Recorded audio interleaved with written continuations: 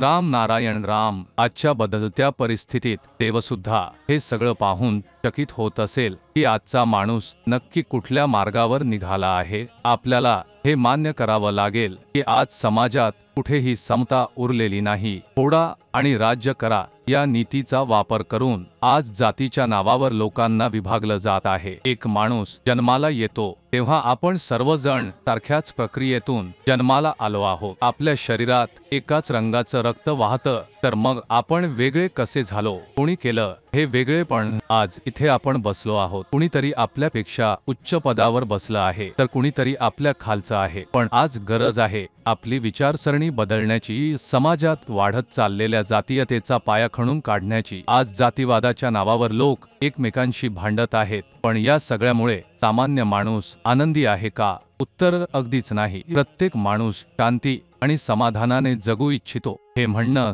चुकीचं ठरणार नाही की आजही समाजात काही वर्ग असे आहेत जे फोडा आणि राज्य करा ही राजकीय नीती वापरून आपल्यावर राज्य करत आहेत आणि आपणही त्यांना ते करू देत आहोत, कारण आपण आतून खूप कमकुवत झालो आहोत। आज धर्माच्या नावावर लोकांना भरकटवलं जात आहे। हीच समाजाची शोकांतिका आहे की एकीकडे गरिबीच्या रेषेखाली हजारो लहान मुलं उपाशी आहेत, त्यांना एक वेळचं जेवण सुद्धा मिळत नाही, आणि दुसरीकडे मंदिरांमध्ये लिटर दूध, दही, तूप, पंचामृत वापरून मूर्तींना स्नान घातलं जातं। ही का धर्माची व्याख्या आहे? हे कुठल्याही प्रकारे धर्म होऊ शकत नाही। देव हे सगळं पाहून आनंदी होतोय असं वाटतं का? आज परिस्थिती अशी आहे की देशात सुद्धा राजकारणाच्या नावावर जातीवाद खेळला जातोय। राजतंत्राच्या जागी घराणेशाही चालते आहे। जातीच्या नावावर, धर्माच्या नावावर चाललेला हा तमाशा आता थांबवणं गरजेचं आहे। आपला धर्म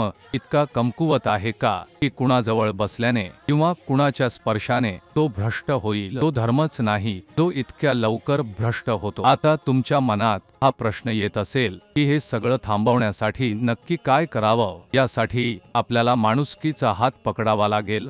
आपण जर एकमेकांना माणुसकीने जोडून घेतलं, आत्म्याच्या पातळीवर एकमेकांशी एकरूप झालो, एकमेकांचं आधारस्थान झालो, तर हे सगळं थांबवणं शक्य आहे। लोक म्हणतात कुणाचा सनातन धर्म आहे, कुणाचा मुस्लिम धर्म, तर कुणाचा ख्रिश्चन धर्म, पण खरंच धर्म ही अशी गोष्ट आहे का जी विभागता येते? आज सगळीकडे धर्माच्या नावावर भांडणं होत आहेत। प्रत्येक जण स्वतःच्या तथाकथित धर्माचं रक्षण करू पाहतो, त्याचं पालन करू पाहतो, पण विचार करण्यासारखं आहे, आपण धर्माचं रक्षण करतो की धर्म आपलं? राम नारायण राम यांच्या माध्यमातून समाजात पसरत असलेली नकारात्मक ऊर्जा कायमची नष्ट करण्याचा प्रयत्न केला जातो, ज्यामुळे समाजातील अंधार दूर होईल आणि जागृतीचं उजेड पसरत जाईल। राम नारायण राम यांच्याशी जोडले गेलेले लोक यशस्वी जीवन जगत आहेत आणि सातत्याने यशाच्या मार्गावर पुढे जात आहे। म्हणूनच राम नारायण राम याचा जप करत राहा। कर्म